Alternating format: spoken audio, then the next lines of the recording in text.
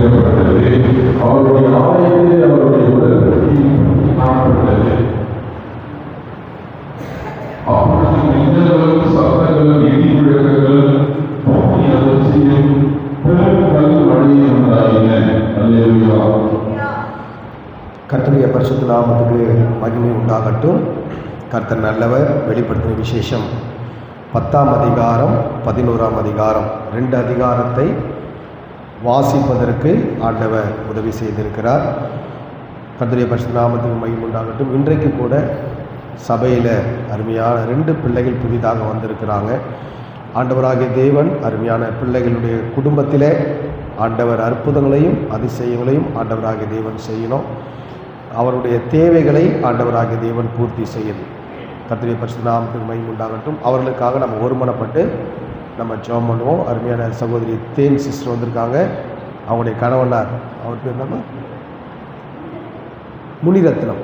முனிரத்னம் அவர்கள் வந்திருக்கிறாங்க. இந்த 2 பேருக்கும் அருமையான அவருடைய கணவனாருக்கும் அந்த மகளுக்கும் கர்த்தர் குடும்பத்தில் இருக்கிற எல்லா தடைகளை கர்த்தர் மாற்றும்படியாக பாஸ்டம் அவர்கள் ஜெபம் பண்ணுவாங்க.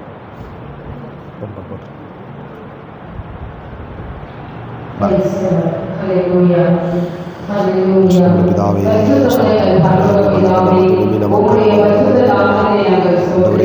வாழ்க்கையில் இருக்கிற எல்லா தடைகளை கர்த்தரை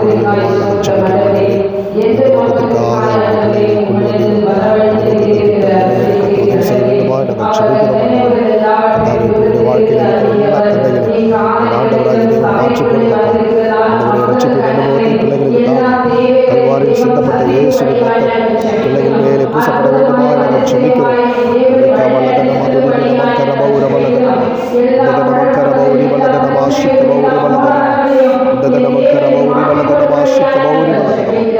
கர்த்தருடைய வல்லமையை செய்ய வேண்டுமா நாங்கள் ஜெபிக்கிறோம். வாழ்க்கையில் இருக்கிற எல்லா கண்ணீரையும் கலிப்பையும் கர்த்தரையும் மாற்றப்பட வேண்டுமா நாங்கள் ஜெபிக்கிறோம்.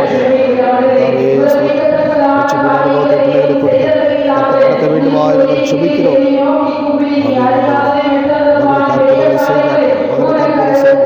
தடைகள் மாற்றப்படட்டும். இதோடு கூட பிள்ளைகள் எல்லா பாரங்கள் மாறட்டும். அற்புதங்கள் நடக்கட்டும். ஸ்தோத்திரம். தேவன் தம்முடைய வல்லமை அனுப்பி அற்புதம் செய்ய வேண்டுமா நாங்கள் ஜெபிக்கிறோம்.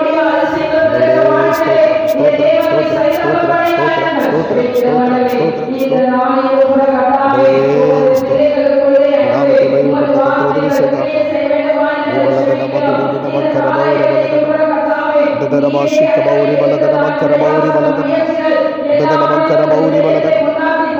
அனுபவத்தை தேவனை கட்டளிட வேண்டுமா நாங்கள் ஜெபிக்கிறோம். சரியாய் பிள்ளைகளை கர்த்தர் மகிழ்ச்சியாய் மாற்றுகிறோம். திருவிழா கரவணை பிள்ளைகளை தாங்கி நடத்த பெரிய காரியங்களை கர்த்தர் செய்கிறார்.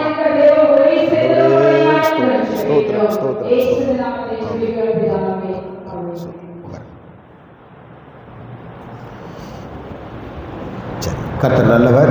கர்த்தருடைய பரிசுத்த நாமத்துக்கு மகிமை உண்டாகட்டும். அருமையான கர்த்தருடைய பிள்ளைகளை நம்ம வெளிப்படுத்தின விசேஷம் 10ஆம் அதிகாரம் 11ஆம் அதிகாரத்தை நம்ம வாசித்திருக்கிறோம். இந்த 10ஆம் அதிகாரத்தில் அப்போஸ்தலனாகிய யோவான் வானத்திலிருந்து இறங்கி வருகிற ஒரு தூதனை பார்க்கிறார். அவருடைய உருவத்தை குறித்தும் அவர் கையில் இருக்கிற சிறு புஸ்தகத்தை குறித்தும் அங்கே அவர் ஒரு தரிசனத்தை பார்க்கிறார். 11ஆம் அதிகாரத்தில் தேவனுடைய ஆலயத்தை குறித்தும் அதில் இருக்கிற காரியங்களை குறித்தும் 2 சாட்சிகளை குறித்தும் 11ஆம் அதிகாரத்தினுடைய முடிவிலே 7ஆம் தூதன் எக்காலம் ஊதுவதை குறித்தும் இங்கே நாம் வாசித்தோம். கர்த்தருடைய பரிசுத்த நாமத்துக்கு மகிமை உண்டாகட்டும். அருமையான கர்த்தருடைய பிள்ளைகளை, கடைசி நாளில் சம்பவிக்க வேண்டியவைகளை கர்த்தர் அப்போஸ்தலனாகிய யோவானுக்கு ஆண்டவராகிய தேவன் வெளிப்படுத்துகிறார். 10ஆம் அதிகாரம் 1ஆம் வசனத்தில் பின்பு பலமுள்ள வேறொரு தூதன் வானத்திலிருந்து இறங்கி வர கண்டேன் என்று சொல்லி வாசிக்கிறோம். அருமையான கர்த்தருடைய பிள்ளைகளை, அப்போ வானத்திலிருந்து ஒரு தூதன் இறங்கி வருகிறார். அப்போது அவருடைய தோற்றம் எப்படி இருக்கிறது என்பதை குறித்து சொல்லப்பட்டிருக்கிறது. மேகம் அவனை சூழ்ந்திருந்தது, அவருடைய சிரசின் மேல் வானவில் இருந்தது, அவருடைய முகம் சூரியனைப் போலவும் அவருடைய கால்கள் அக்கினி ஸ்தம்பங்களைப் போலவும் இருந்தது என்று சொல்லி நம்ம வேதத்தில் வாசிக்கிறோம். அருமையான கர்த்தருடைய பிள்ளைகளை, அப்போது இந்த தூதன் ஒரு விசேஷ தூதனாய் காணப்படுகிறான். கர்த்தருடைய பரிசுத்த நாமத்துக்கு மகிமை உண்டாகட்டும். பிதாவாகிய தேவன் சிங்காசனத்தில் உட்கார்ந்து இருக்கும் பொழுது அவரை சூழ்ந்து மேகங்கள் காணப்பட்டது, வானவில் காணப்பட்டது என்று சொல்லி நம் வெளிப்படுத்த 4ஆம் அதிகாரத்திலே 5ஆம் அதிகாரத்திலே நாம் தியானித்தோம். அப்போ அருமையான கர்த்தருடைய பிள்ளைகளை, இந்த தூதனை சுற்றி இருக்கிற மேகம் அவனை சூழ்ந்திருந்தது என்று சொல்லி நாம் வாசிக்கிறோம். அப்போது மேகம் கர்த்தருடைய பரிசுத்த நாமத்துக்கு மகிமை உண்டாகட்டும் எதற்கு அடையாளமாக இருக்கிறதுன்னு சொன்னால் தேவ மகிமைக்கு அடையாளமாக இருக்கிறது. வானவில் உடன்படிக்கைக்கு அடையாளமாக இருக்கிறது. சூரியனை போன்ற அவனுடைய முகம் கர்த்தருடைய பரிசுத்த நாமத்துக்கு மகிமை உண்டாகட்டும் பரிசுத்தத்திற்கும் மகிமைக்கும் அடையாளமாக இருக்கிறது. அவருடைய கால்கள் அக்னி ஸ்தம்பம் போல காணப்பட்டது. ஆண்டவருடைய நீதி நியாய தீர்ப்புக்கு அது ஒரு அடையாளமாய் காணப்படுகிறது. கர்த்தருடைய பரிசுத்த நாமத்துக்கு மகிமை உண்டாகட்டும். அருமையான கர்த்தருடைய பிள்ளைகளை, அவனுடைய கைகளிலே ஒரு திறக்கப்பட்ட ஒரு சிறு புஸ்தகம் அவன் கையில் இருந்ததாகவும் அவருடைய வலது பாதம் சமுத்திரத்தின் மேலும் தன்னுடைய இடது பாதம் பூமியின் மேலும் வைக்கப்பட்டிருப்பதாக ஒரு தரிசனத்தை அவன் காண்கிறான். கர்த்தருடைய பரிசுத்த நாமத்துக்கு மகிமை உண்டாகட்டும். அருமையான கர்த்தருடைய பிள்ளைகளை, அப்போ சிறு புஸ்தகம் அவனுடைய கரங்களிலே இருந்தது. வேதத்தில் நாம் பார்க்கும் பொழுது பல இடங்களிலே தேவன் ஒரு புஸ்தகம் என்று சொல்லி நம் வேதத்திலே வாசிக்கிறோம். சிறு புஸ்தகம் என்று சொல்லி வாசிக்கிறோம். இதே போல பிதாவாகிய தேவனுடைய கரத்திலும் ஒரு புஸ்தகம் இருந்தது. வெளிப்படுத்தின விசேஷம் 5ஆம் அதிகாரம் 1வது வசனத்திலே வாசிக்கும் பொழுது அங்கே சொல்லப்பட்டிருக்கிறது, ஆண்டவர் சிங்காசனத்திலே உட்கார்ந்து கொண்டிருக்கிறார், அவருடைய கையிலே ஒரு முத்திரிக்கப்பட்ட ஒரு புஸ்தகம் இருந்தது என்று சொல்லி நாம் வாசிக்கிறோம். அந்த புஸ்தகத்தை ஒருவனும் வாங்க முடியவில்லை. அந்த புஸ்தகத்தை வாங்கினவர் ஆண்டவராகிய இயேசு கிறிஸ்து என்று சொல்லி வெளிப்படுத்தல் 5ஆம் அதிகாரத்திலே நாம் வாசித்தோம். இப்போ இந்த தூதனுடைய கையில் இருக்கிற புஸ்தகத்தை ஆண்டவர் அப்போஸ்தலனாகிய யோவானை வாங்கி புசிக்கும்படியாக ஆண்டவர் சொல்லுகிறார். கர்த்தருடைய பரிசுத்த நாமத்துக்கு மகிமை உண்டாகட்டும்.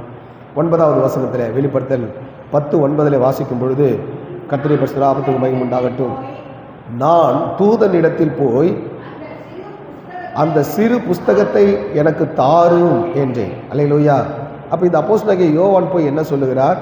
தூதனுடைய கையில் இருக்கிற அந்த சிறு புஸ்தகத்தை நீர் அந்த புத்தகத்தை எனக்கு தாரும். கர்த்தருடைய பரிசுத்த நாமத்துக்கு மகிமை உண்டாகட்டும். அருமையான கர்த்தருடைய பிள்ளைகளை, இப்போ நமக்கு வேத புத்தகத்தை கர்த்தர் நம்மளை ஒவ்வொருத்தருக்கிட்டையும் ஆண்டவர் கொடுத்துருக்கிறார்.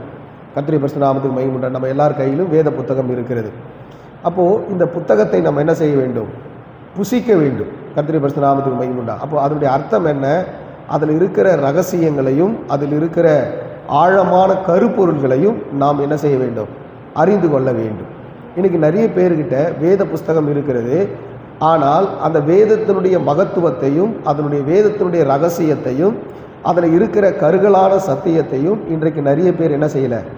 அறியாமல் காணப்படுகிறார்கள். கர்த்தருடைய பரிசுத்த நாமத்துக்கு மகிமை உண்டாகட்டும். ஆனால் இங்கே அப்போஸ்தலனாகிய யோவான் அந்த புத்தகத்தை வாங்கி அதை புசித்த பொழுது அவனுடைய வாய்க்கு அது எப்படி இருந்ததுன்னு சொன்னால் இனிப்பாக இருந்தது, அவன் வயிற்றுக்கு அது கசப்பாக இருந்தது. அப்போ புசிக்கும் பொழுது நல்ல டேஸ்ட்டாக இருக்குது, ஆனால் அது வயிற்றுக்குள்ளே போகும் பொழுது அது கசப்பாக இருந்தது என்று சொல்லி நாம் வாசிக்கிறோம்.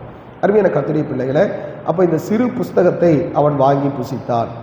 எசேக்கியேல் 2ஆம் அதிகாரம் 9-10 வசனங்களிலே வாசிக்கும் பொழுது கர்த்தருடைய பரிசுத்த நாமத்துக்கு மகிமை உண்டாகட்டும். எசேக்கியேல் 2ஆம் அதிகாரம் 9-10 வாசிக்கும் பொழுது வாசிப்போம். இதோ படிமா, சத்தமாக படிமா. எசேக்கியேல் 2ஆம் அதிகாரம் 9-10. இதோ என்னிடத்தில் நீட்டப்பட்ட ஒரு கையை கண்டேன், அதன் கையிலே ஒரு புஸ்தக சுருள் இருந்தது. அவர் அதை எனக்கு முன்பாக விரித்தார். அது உள்ளும் புறமும் எழுதப்பட்டிருந்தது. அதிலே புலம்பல்களும் தவிப்பும் ஐயோ என்பது எழுதியிருந்ததாக அவன் காண்கிறான்.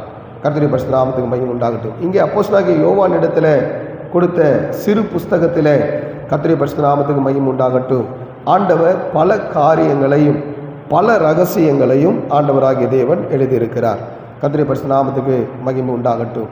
அப்போ அந்த புத்தகத்தை கர்த்தருடைய பரிசுத்த நாமத்துக்கு மகிமை உண்டாகட்டும், அந்த தூதனுடைய கையில் இருந்து அப்போஸ்தலனாகிய யோவான் அதை வாங்குகிறான். கர்த்தருடைய பரிசுத்த நாமத்துக்கு மகிமை உண்டாகட்டும். அருமையான கர்த்தருடைய பிள்ளைகளை, நாமும் கூட தேவனுடைய வார்த்தையை ஒவ்வொரு நாளும் புசிக்கிறவர்களாக மாற வேண்டியது அவசியமாக இருக்கிறது. அருமையான கர்த்தருடைய பிள்ளைகளை, கர்த்தருடைய பரிசுத்த நாமத்துக்கு மகிமை உண்டாகட்டும். இந்த தூதன் அவன் எப்படிப்பட்ட கர்ஜனை செய்கிறான் என்று சொன்னால், வெளிப்படுத்தின விசேஷம் 10ஆம் அதிகாரம் 3வது வசனத்தில், சிங்கம் கர்ஜிக்கிறது போல மகா சத்தமாய் ஆர்ப்பரித்தான். அவன் ஆர்ப்பரித்த பொழுது 7 இடிகளும் சத்தங்களும் முழங்கின என்று சொல்லி நாம் வாசிக்கிறோம்.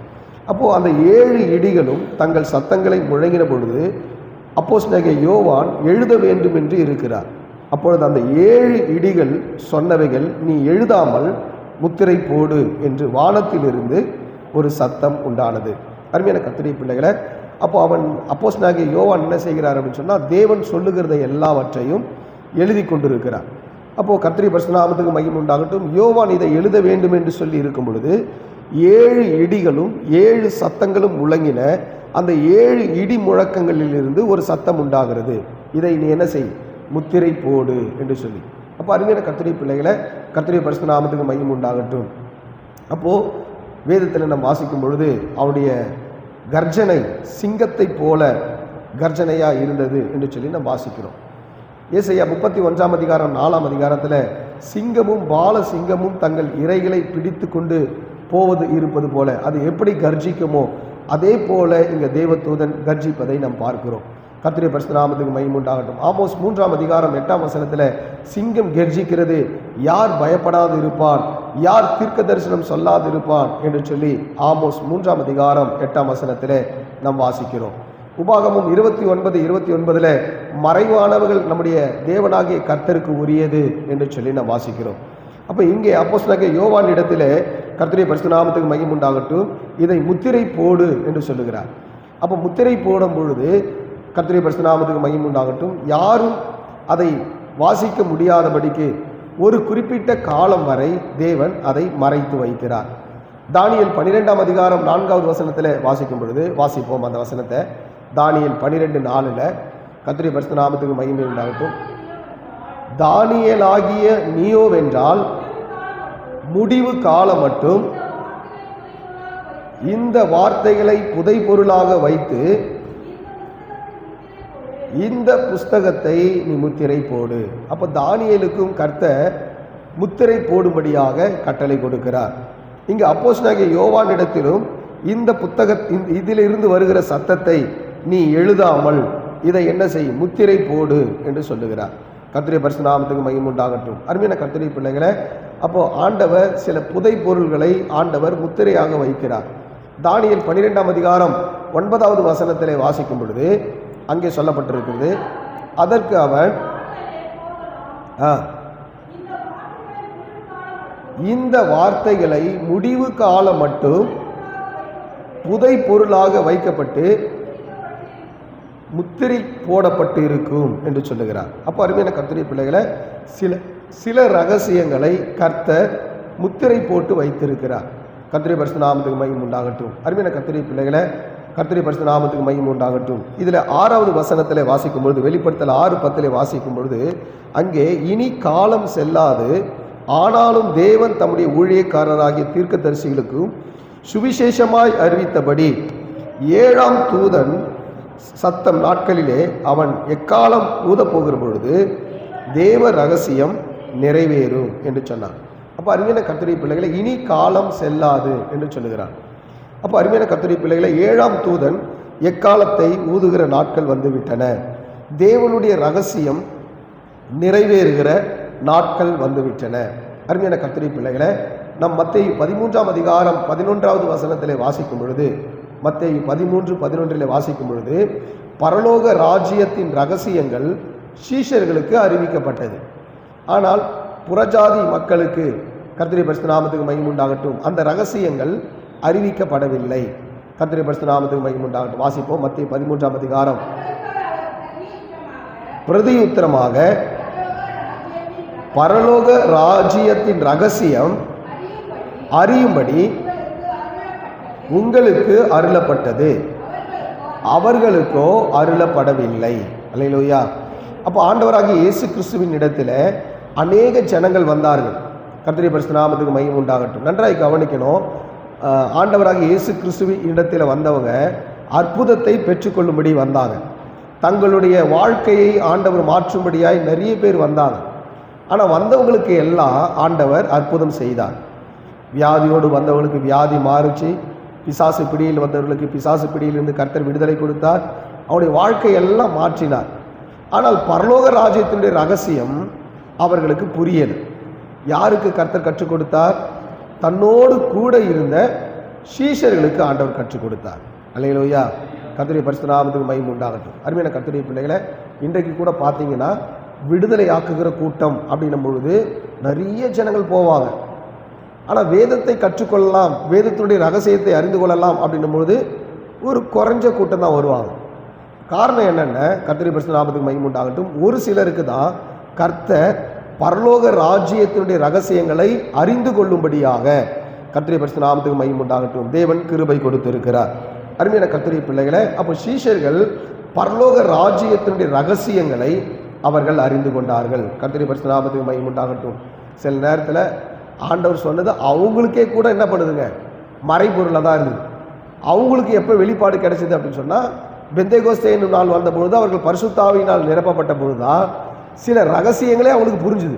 கர்த்தருடைய பரிசுத்த நாமத்துக்கு மகிமை உண்டாகட்டும். அப்போ அருமையான கர்த்தருடைய பிள்ளைகளை, இயேசு கூட இருந்து சொல்லி கொடுத்தாலும் அந்த ரகசியங்களை பரிசுத்த ஆவியானவர் வரும் பொழுது அதை அறிந்து கொண்டார்கள். கர்த்தருடைய பரிசுத்த நாமத்துக்கு மகிமை. அப்போது பரலோக ராஜ்யத்தினுடைய ரகசியம், இப்போ பூமியில் நம்ம எல்லா ஜனங்கள் இருக்கிறாங்க.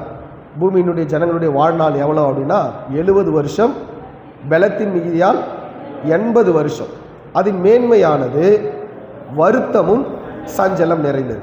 அப்போ இந்த வருத்தமும் சஞ்சலம் நிறைந்த வாழ்க்கையில் கர்த்தருடைய பரிசுத்த நாமத்துக்கு மகிமை உண்டாகட்டும். இந்த மாம்ச சரீரத்தை தேவன் ஒரு மகிமையின் சரீரமாக மாற்றப் போகிறார். அப்போது ரகசியத்தை ஆண்டவர் மறைத்து வைத்திருக்கிறார். அப்போ வேதத்தில் நம்ம ஆராயும் பொழுது பரலோகத்தின் ரகசியத்தை நம்ம அறிந்து கொள்ள முடியும். பூமியில் நடக்கிற எல்லா காரியங்களை நம்ம அறிந்து கொள்ள முடியும். 1 கொரிந்தியர் 15ஆம் அதிகாரம் 51, 52 வசனங்களில் வாசிக்கும் பொழுது அங்கே சொல்லப்பட்டிருக்கிறது. கர்த்தருடைய பரிசுத்த நாமத்துக்கு மகிமை உண்டாகட்டும். இதோ ஒரு ரகசியத்தை உங்களுக்கு அறிவிக்கிறேன் என்று ஆரம்பிக்கிறார். அப்போ நாம் எல்லோரும் நித்திரை அடைவதில்லை.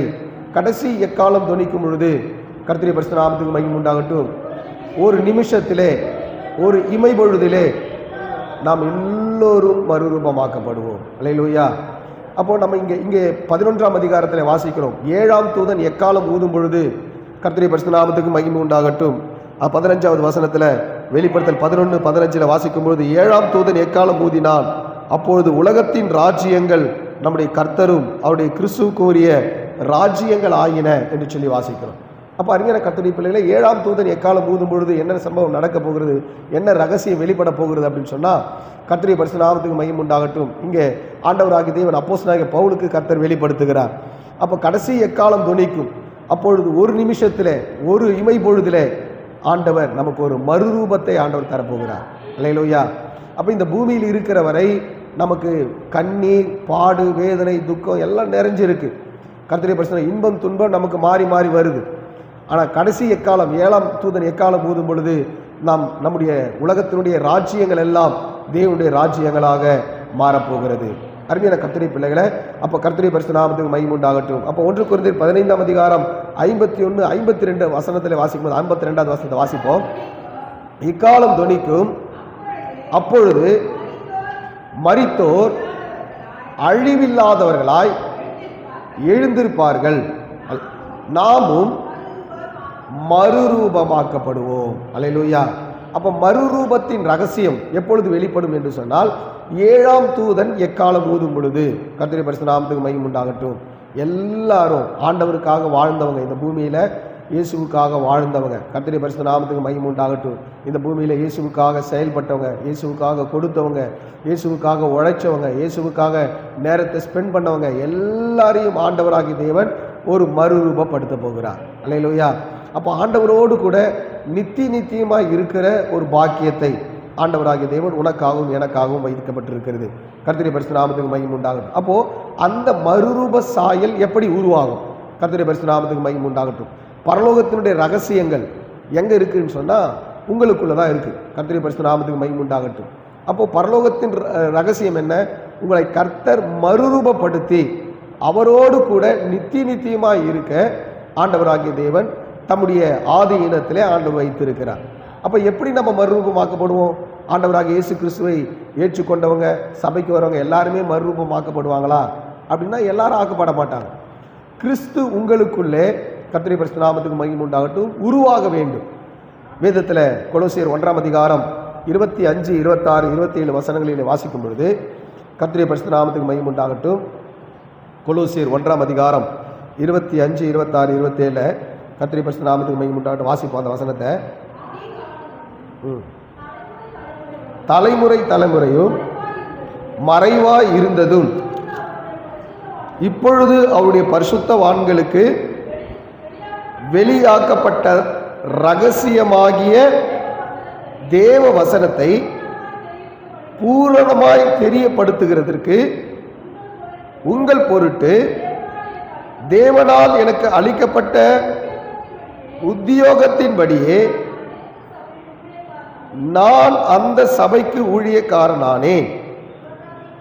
புறஜாதிகளுக்குள்ளே விளங்கிய இந்த ரகசியத்துள்ள மகிமையின் ஐஸ்வர்யம் இன்னதென்று தேவன் தம்முடைய பரிசுத்தவான்களுக்கு தெரியப்படுத்த சித்தமானார். கிறிஸ்துவானவர் மகிமையின் நம்பிக்கையாக உங்களுக்குள் இருப்பதே அந்த ரகசியம். அல்லேலூயா.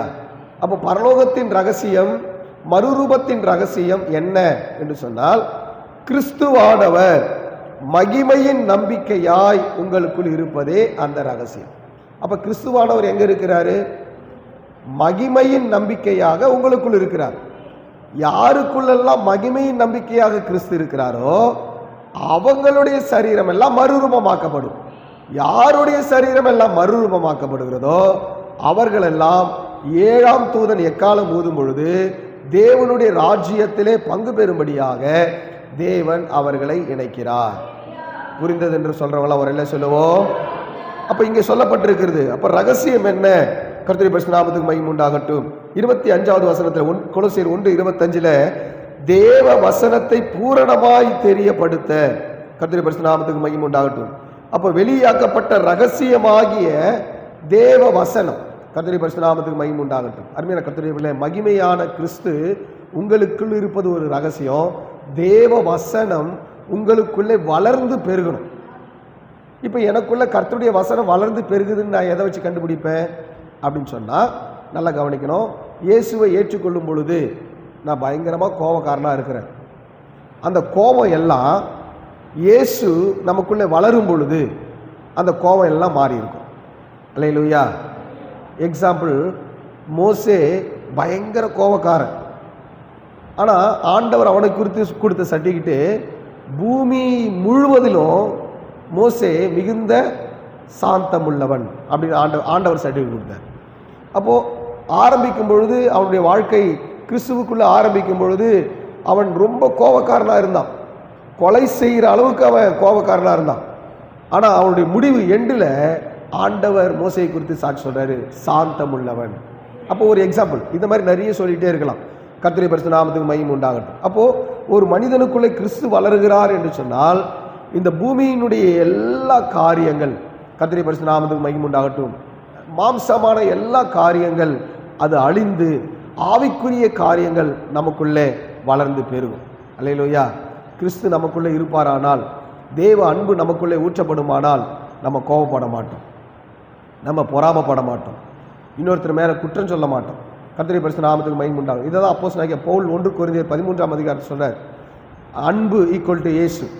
அப்போ அன்பு நமக்குள்ளே வருமானால், அன்பு இருமாப்பா இராது, தற்பொழிவை நாடாது, சினம் அடையாது, கோபம் கொள்ளாது, தீங்கு நினையாது, பிறனுக்கு உண்டான யாதொன்றையும் இச்சிக்காது, இப்படி அடுக்கி கொண்டே போகிறார். அப்போ கிறிஸ்து உங்களுக்குள்ளே, தேவ அன்பு உங்களுக்குள்ளே ஊற்றப்படுமானால் கர்த்தருடைய பரிசுத்த நாமத்துக்கு மகிமை உண்டாகட்டும். அப்போ தேவன் நமக்குள்ளே, ஆண்டவராகிய தேவன் நமக்குள்ளே வளர வளர வளர இந்த மண்ணான சரீரம் ஒரு மகிமையான சரீரமாய் மாறுவதற்கு கர்த்தருடைய பரிசுத்த நாமத்துக்கு மகிமை உண்டாகட்டும். தேவன் நமக்கு உதவி செய்ய அவர் வல்லமையுள்ள தேவனாய் இருக்கிறார். அருமையான கர்த்தருடைய பிள்ளைகளை, எபேசியர் 3ஆம் அதிகாரம் 3வது வசனத்திலே வாசிக்கும் பொழுது, எபேசியர் 3ஆம் அதிகாரம் 3வது வசனத்திலே வாசிக்கும் பொழுது அங்கே சொல்லப்பட்டிருக்குது, அது என்னவெனில் புறஜாதிகள் சுவிசேஷத்தினாலே உடன் சுதந்திரருமாய் ஒரே சரீரத்துக்குள்ளானவர்களுமாய் கிறிஸ்துவுக்குள் அவர் பண்ணின வாக்கு தத்தத்துக்கு உடன் பங்காளிகளுமாய் இருக்கிறார்கள் என்கின்ற இந்த ரகசியத்தை அவர் எனக்கு வெளிப்படுத்தினார். அல்லேலூயா. அப்ப என்ன ரகசியம்? கர்த்தருடைய புறஜாதிகளும் சுவிசேஷத்தினாலே ஆண்டவருக்கு உடன் சுதந்திரமாக உடன் பங்காளியாய் மாறுகிறார்கள். அல்லேலூயா. அப்போ உன்னை என்னையும் ஆண்டவரோடு கூட இணைத்து அவருடைய ஒரே சரீரமாக இணைத்து ஆண்டவர் கர்த்தருடைய பரிசுத்த நாமத்துக்கு மகிமை உண்டாகட்டும் மாற்ற அவர் வல்லமையுள்ள தேவனாய் இருக்கிறார். அப்போ இந்த வெளிப்படுத்தின விசேஷம் 10ஆம் அதிகாரத்தில் தூதனுடைய கர்த்தருடைய பரிசுத்த நாமத்துக்கு மகிமை உண்டாகட்டும் ஒரு சிறு புஸ்தகம் இருக்கிறது, அதை வாங்கி புசி என்று சொல்லுகிறார். கர்த்தருடைய பரிசுத்த நாமத்துக்கு மகிமை உண்டாகட்டும். அப்போ அவன் வாங்கி அதை புசித்த பொழுது அவனுடைய வாய்க்கு அது மதுரமாய் இருந்தது, அது அவன் வயிற்றுக்கு கசப்பாய் இருந்தது. அருமையான கர்த்தருடைய பிள்ளைகளை, வெளிப்படுத்தல் 10ஆம் அதிகாரம் 11ஆம் வசனத்தில் அப்பொழுது அவன் என்னை நோக்கி, நீ மறுபடியும் அநேக ஜனங்களையும் ஜாதிகளையும் பாஷைக்காரரையும் ராஜாக்களையும் குறித்து தீர்க்க தரிசனம் சொல்ல வேண்டும் என்றார். அல்லேலூயா. அப்போ தீர்க்க தரிசனம் எப்படி வெளிப்படுகிறது? நல்லா கவனிக்கணும். தேவனுடைய வார்த்தைங்கிற புஸ்தகம் நம்ம வாங்கி புசிக்கும் பொழுது அது நம்முடைய ரத்தத்தோடு கூட கலக்கிறது, நம்முடைய ஆத்மாவோடு கலக்கிறது, நம்முடைய ஆவியோடு கலக்குது. இப்போ நம்முடைய ஆவி ஆத்மா நம்முடைய கர்த்தருடைய பரிசுத்த நாமத்துக்கு மகிமை உண்டாகட்டும் எல்லாம் எப்படி மாறுகிறதுன்னு சொன்னால் கர்த்தருடைய வார்த்தையாய் மாறுகிறது. அப்போ கர்த்தருடைய வார்த்தையாய் மாறின உடனே இப்போ தீர்க்க தரிசனங்கள் ஜனங்களுக்கு என்ன பண்ணுதுங்க? வெளிப்படுகிறது. அல்லேலூயா. அருமையான கர்த்தருடைய பிள்ளைகளை, அப்போ உன்னை என்னையும் ஆண்டவர் ஒரு பெரிய நோக்கத்துக்காக ஒரு பெரிய திட்டத்துக்காக தேவன் தேர்ந்தெடுக்கிறார். கர்த்தருடைய பரிசுத்த நாமத்துக்கு மகிமை உண்டாகட்டும். அருமையான கர்த்தருடைய பிள்ளைகளை, தொடர்ந்து வெளிப்படுத்தின விசேஷம் 11ஆம் அதிகாரத்தில் சொல்லப்பட்டிருக்கிறது, பின்பு கைக்கோல் ஒரு ஒப்பாக ஒரு அளவுகோல் என்னிடத்தில் கொடுக்கப்பட்டது என்று சொல்லுகிறார். அப்போ அருமையான கர்த்தருடைய பிள்ளைகளை, கர்த்தருடைய பரிசுத்த நாமத்துக்கு மகிமை உண்டாகட்டும் ஒரு அளவுகோலை அப்போஸ்தலனாகிய யோவானிடத்திலே கொடுக்கப்படுகிறது. அப்பொழுது தேவதூதன் நின்று என்னை நோக்கி, நீ எழுந்து தேவனுடைய ஆலயத்தையும் பலிபீடத்தையும் அதில் தொழுது கொள்ளுகிறவர்களையும் அளந்து பார் என்று சொல்லுகிறார். அப்போ ஒன்று தேவனுடைய ஆலயத்தை அளந்து பார், ரெண்டாவது பலிபீடத்தை அளந்து பார், மூன்றாவது தொழுது கொள்ளுகிறவர்களை அளந்து பார் என்று சொல்லுகிறார். கர்த்தருடைய பரிசுத்த நாமத்துக்கு மகிமை உண்டாகட்டும். அருமையான கர்த்தருடைய பிள்ளைகளை, அப்போ அவருடைய ஆலயத்திலே அவரை சேவிக்கிறவர்கள். வெளிப்படுத்தின விசேஷம் 7ஆம் அதிகாரம் 15வது வசனத்திலே வாசிக்கும் பொழுது, வெளிப்படுத்தல் 7:15 கர்த்தருடைய பரிசுத்த நாமத்துக்கு மகிமை உண்டாகட்டும், இவைகள் தேவனுடைய சிங்காசனத்திற்கு முன்பாக இருந்து இரவும் பகலும் அவருடைய ஆலயத்தில் அவரை சேவித்தார்கள்.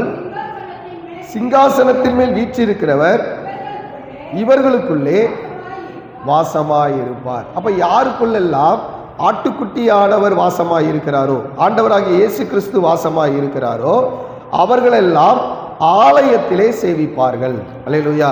இங்க அப்போஸ்தலர் யோவானுக்கு கொடுக்கப்பட்டது, தேவனுடைய ஆலயத்தை நீ என்ன பண்ணு, அளந்து பார் என்று சொல்லுகிறார்கள். அப்ப அருமையான கர்த்தருடைய பிள்ளைகளை, கர்த்தருடைய பரிசுத்த நாமத்துக்கு மகிமை உண்டாகட்டும். அப்போ அளக்கப்படுகிற இந்த ஆலயம் என்ன அப்படின்னு சொன்னா பரலோகத்தில் இருக்கிற ஆலயம் அல்ல. கர்த்தருடைய பரிசுத்த நாமத்துக்கு மகிமை உண்டாகட்டும். அப்போ பரிசுத்த நகரமாகிய எருசலேமில் இருக்கிற ஆலயம். கர்த்தருடைய பரிசுத்த நாமத்துக்கு மகிமை உண்டாகட்டும். மத்தேயு 4ஆம் அதிகாரம் 5வது வசனத்தில் வாசிக்கும் பொழுது, ஆண்டவராகிய இயேசு கிறிஸ்துவை பிசாசு சாத்தான் சோதிக்கும் பொழுது கர்த்தருடைய பரிசுத்த நாமத்துக்கு பரிசுத்த நகரத்திற்கு கொண்டு போய் தேவாலயத்தின் மேலே அவன் நிறுத்தினான். வாசிப்போம் மத்தேயு. அப்பொழுது பிசாசு அவருடைய பரிசுத்த நகரத்திற்கு கொண்டு போய் தேவனுடைய ஆலயத்தின் உப்பரிக்கையின் மேல் அவரை நிறுத்தினான். அப்போ பரிசுத்த நகரத்திற்கு கொண்டு போய் தேவ ஆலயத்தின் உப்பரிக்கையின் மேல் நிறுத்தி என்று சொல்லப்படுகிறது. அப்போ இந்த பரிசுத்த தேவனுடைய ஆலயம் என்ன அப்படின்னு சொன்னா, கர்த்தருடைய பரிசுத்த நாமத்துக்கு மகிமை உண்டாகட்டும், எருசலேமில் இருக்கிற தேவனுடைய ஆலயம். கர்த்தருடைய பரிசுத்த நாமத்துக்கு மகிமை உண்டாகட்டும். அருமையான கர்த்தருடைய பிள்ளைகளை, அப்போ ஆண்டவர் அதை அளந்து பார் என்று சொல்லுகிறார். கர்த்தருடைய பரிசுத்த நாமத்துக்கு மகிமை உண்டாகட்டும். இப்பொழுதும் கூட இஸ்ரேலுக்கும் கர்த்தருடைய பரிசுத்த நாமத்துக்கு மகிமை உண்டாகட்டும். நம்முடைய அந்த ஆலயம் கட்டப்பட போகிற இடம் எப்படி இருக்கிறது என்று சொன்னால், கர்த்தருடைய பரிசுத்த நாமத்துக்கு மகிமை உண்டாகட்டும். இன்னும் அவங்க முஸ்லிம்ஸினுடைய கண்ட்ரோலில் இருக்கிறது. அங்கு தேவனுடைய ஆலயம் கட்டப்படும். அந்த தேவனுடைய ஆலயத்தில் கர்த்தருடைய பரிசுத்த நாமத்துக்கு மகிமை உண்டாகட்டும். அங்கே ஆலயம் கட்டப்பட்ட பிறகு அந்த ஆலயம் தேவனுடைய அப்போஸ்தலனாகிய யோவான் அங்கே அளந்து பார்ப்பதாக நாம் காணப்படுகிறது. கர்த்தருடைய பரிசுத்த நாமத்துக்கு மகிமை உண்டாகட்டும். அப்போ 2வது வசனம் சொல்லுது 11:2 ஆலயத்துக்கு புறம்பே இருக்கிற பிரகாரத்தையும் புறஜாதியாருக்கு கொடுக்கப்பட்டபடியால் அதை அளவாமல் புறம்பாக்கி போடு என்று சொல்லுகிறார். அப்போ அந்த பரிசுத்த நகரத்தை அவர்கள் 42 மாதம் அளவும் மிதிப்பார்கள். அல்லேலூயா. கர்த்தருடைய பரிசுத்த நாமத்துக்கு மகிமை உண்டாகட்டும். எருசலேமிலே தேவனுடைய ஆலயம் கட்டப்பட போகிறது. அந்த ஆலயத்தில் 42 மாதம் அளவும் புறஜாதிகள் மிதிப்பார்கள் என்று சொல்லப்பட்டிருக்கிறது. அருமையான கர்த்தருடைய பிள்ளைகளை, அப்போ 42 மாதங்கள். கர்த்தருடைய பரிசுத்த நாமத்துக்கு மகிமை உண்டாகட்டும்.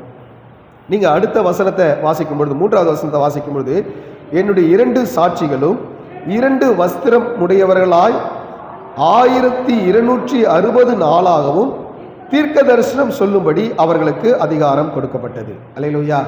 அங்கே 42 மாதம் புறஜாதியார் தேவனுடைய ஆலயத்தின் பிரகாரத்தை மிதிப்பார்கள் என்று சொல்லப்பட்டிருக்கிறது.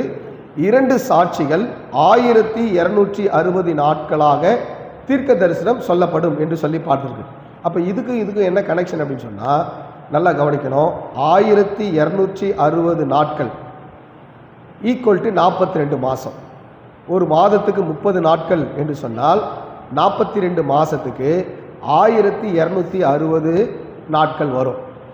இந்த 1260 நாட்கள் சேர்ந்தது தான் 42 மாதம். 42 மாதம் கர்த்தருடைய பரிசுத்த நாமத்துக்கு மகிமை உண்டாகட்டும் சேர்ந்தது தான் 3.5 வருஷம். நீங்கள் அடிக்கடிக்கு இந்த இந்த இந்த கால்குலேட் வந்து வேதத்தில் நீங்கள் பார்க்க முடியும். 1260 42 மாதம் 3.5 வருஷம். இதெல்லாம் நிறைய தானியேல் புத்தகத்திலும் வெளிப்படுத்தின விசேஷத்திலும் நம் தேவனுடைய வார்த்தையை தியானிக்க முடியும்.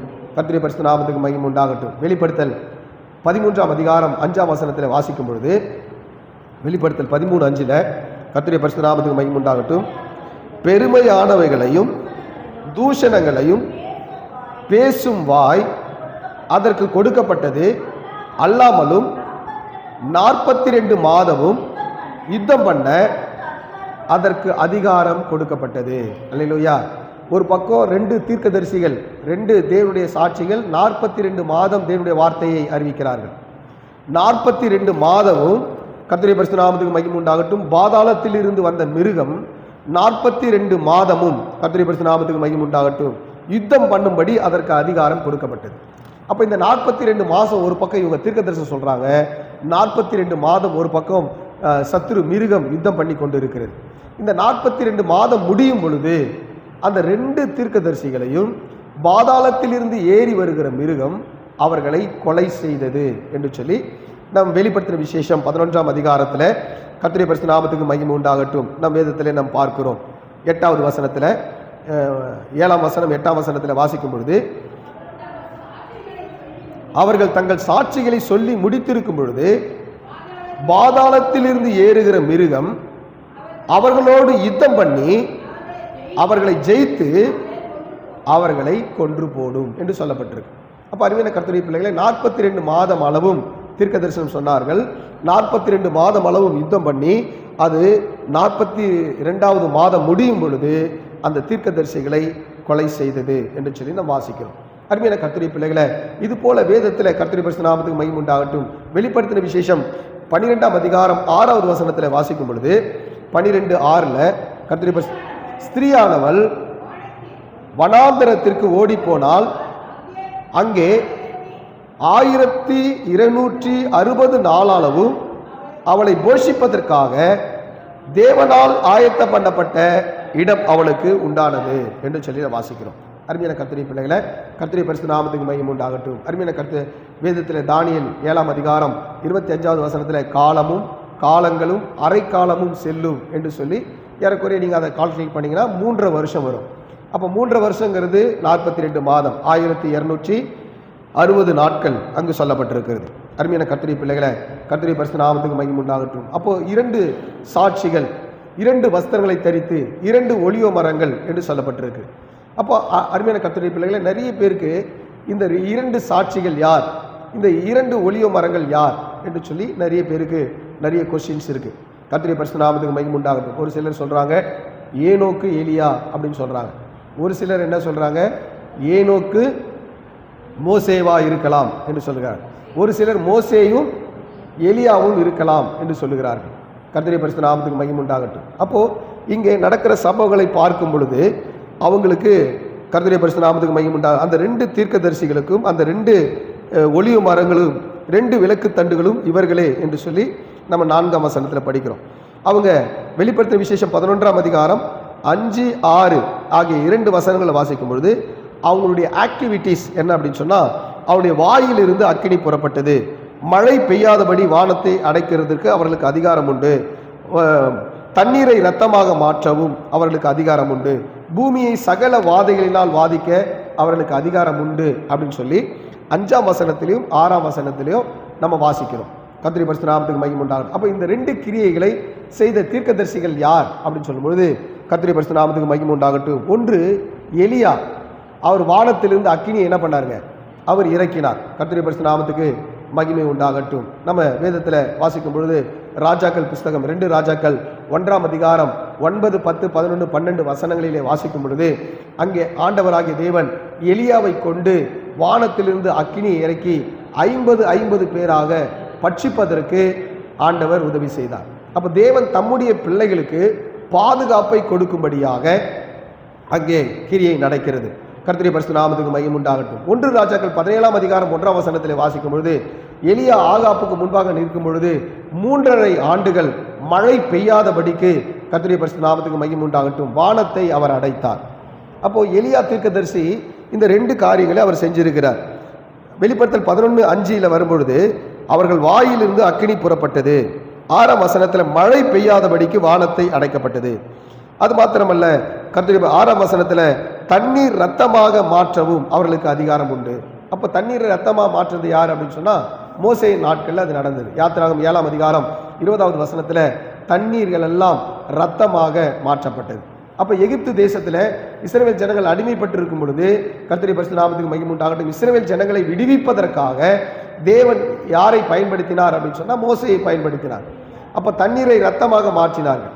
அது மட்டும் இல்லை, பூமி கர்த்தருடைய பரிசுத்த பூமி சகல விதமான வாதைகளினாலும் வாதிக்க அவர்களுக்கு அதிகாரம் உண்டு என்று சொன்னால் மோசே வாழ்ந்த நாட்களிலே யாத்திராகம் 8ஆம் அதிகாரம் 16ஆம் வசனம் வாசிக்கும் பொழுது பூமியின் புழுதியில் இருந்து கர்த்தர் பேன்களை வரவைத்தார் என்று சொல்லி நம்ம வேதத்தில் வாசிக்கிறோம். அருமையான கர்த்தருடைய பிள்ளைகளை, அப்போ ஏற்கனவே இவங்க 2 பேரும் என்ன செய்திருக்கிறார்கள், இங்கே சொல்லப்பட்டதான காரியங்களை அவர்கள் செய்திருக்கிறார்கள். ஒன்று எலியா, இன்னொன்று மோசே. கர்த்தருடைய பரிசுத்த நாமத்துக்கு மகிமை உண்டாகட்டும். அருமையான கர்த்தருடைய பிள்ளைகளை, அப்போ ஒருவேளை வருகிற தீர்க்கதரிசி 2 தீர்க்கதரிசிகள் இவர்களாக இருக்கலாம். கர்த்தருடைய பரிசுத்த நாமத்துக்கு மகிமை உண்டாகட்டும். அருமையான கர்த்தருடைய பிள்ளைகளை, ஆனால் ஏனோக்கு இன்னும் மரிக்கவில்லை. கர்த்தருடைய பரிசுத்த நாமத்துக்கு மகிமை உண்டாகட்டும். அப்போஸ்தலனாகிய யோவான் இன்னும் மரிக்கவில்லை. கர்த்தருடைய பரிசுத்த நாமத்துக்கு மகிமை உண்டாகட்டும். ஒருவேளை அவர்களாகவும் இருக்கலாம். கர்த்தருடைய பரிசுத்த நாமத்துக்கு மகிமை உண்டாகட்டும். எப்படி சொல்ல முடியும்னு சொன்னால் அவங்களை குறித்து ரொம்ப அதிகமான டீட்டெயில்ஸ் ரொம்ப அதிகமாக இல்லை. ஏனோக்கை குறித்து ரொம்ப அதிகமான டீட்டெயில்ஸ் நமக்கு கிடைக்கல. கர்த்தருடைய பரிசுத்த நாமத்துக்கு மகிமை உண்டாகட்டும். ஆனால் ஏனோக்கு இன்னும் மரணத்தை காணலை. இங்கே நம்ம தியானித்து கொண்டிருக்கிற அப்போஸ்தலனாகிய யோவானும் என்ன செய்யவில்லை, இன்னும் மரிக்கவில்லை. கர்த்தருடைய பரிசுத்த நாமத்துக்கு மகிமை உண்டாகட்டும். ஏன் என்று சொன்னால் இந்த வெளிப்படுத்தல் 10ஆம் அதிகாரம் 11ஆம் வசனத்தில் தூதன் சொல்றார், நீ மறுபடியும் அநேக ஜனங்களையும் ஜாதிகளையும் பாஷைக்காரரையும் ராஜாக்களையும் குறித்து தீர்க்க தரிசனம் சொல்ல வேண்டும் என்று சொல்லப்படுகிறது. அப்போ ஒருவேளை ஏனோக்கும் அப்போஸ்தலனாகிய யோவானும் கூட இருக்கலாம். ஒன்று அவங்க 2 பேராக இருக்கலாம், இல்லை இவங்க 2 பேராக இருக்கலாம், யாராக வேணாலும் இருக்கட்டும். ஆனால் கடைசி காலத்தில் நடக்க போகிற சம்பவங்களை கர்த்தர் தம்முடைய பிள்ளைகளுக்கு ஆண்டவர் வெளிப்படுத்துகிறார். இதே சம்பவத்தை நம்ம சகரியா 4ஆம் அதிகாரம் 3ஆம் வசனத்திலிருந்து அதனுடைய 14ஆம் வசனம் வரை வாசிக்கும் பொழுது அங்கே சொல்லப்பட்டது. ஒரு 2 வசனத்தை மட்டும் வாசிங்க. சகரியா 4ஆம் அதிகாரம் 3ஆம் வசனம் ஒன்று வாசிங்க. கர்த்தருடைய பரிசுத்த நாமத்துக்கு மகிமை உண்டாகட்டும். சகரியா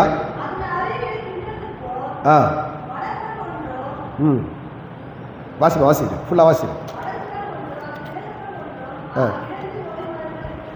ஒலிவ மரங்கள் இருக்கிறது என்றார். கர்த்தருடைய பரிசுத்த நாமத்துக்கு மகிமை உண்டாகட்டும். அருமையான கர்த்தருடைய பிள்ளைகளை, அப்போ அங்கே சகரியா 2 ஒலிவ மரங்களை பார்க்கிறார்.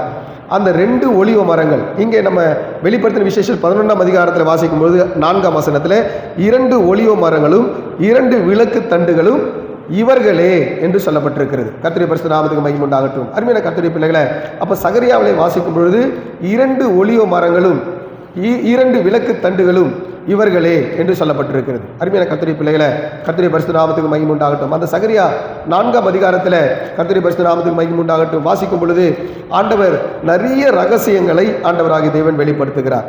கர்த்தருடைய பரிசுத்த நாமத்துக்கு மகிமை உண்டாகட்டும். அதனுடைய 11வது வசனத்தை வாசிப்போம்.